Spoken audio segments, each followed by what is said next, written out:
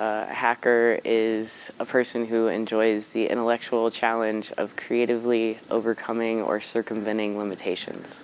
My application of that mindset is it comes from a place of necessity. When you don't have access to a lot of things in whatever it is you're working in, you sort of make stuff up and you sort of MacGyver things together, and you can create something new out of that mindset. When I was little, I was always trying out different mediums. So, you play with crayons, you play with markers, and then, I would get into weird stuff like paper folding, and I would take things apart, and I would make art out of those things, and it didn't really matter what the functionality of the remote control was. I just thought it was really pretty.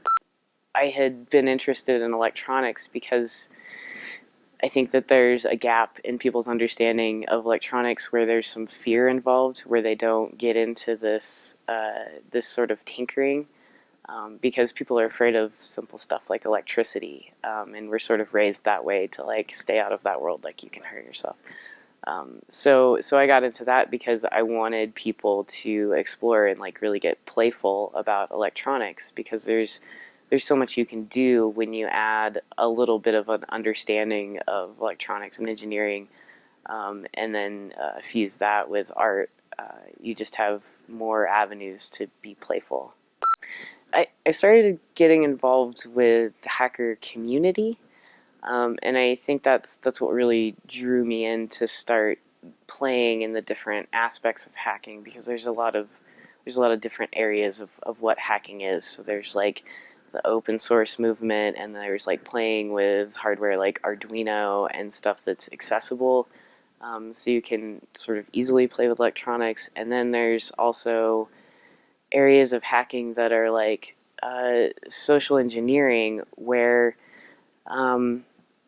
you sort of see this larger discussion about the world that we live in and the people that we interact with, and then how technology sort of supplements those interactions, and then that's where I started getting really interested in this project. There's a disconnect between our idea of self and social self, how we exist in the world with other people, that's disconnected from all this data that's being collected about us, that we're sort of opting into, and we're not really aware of the information that we're putting out there.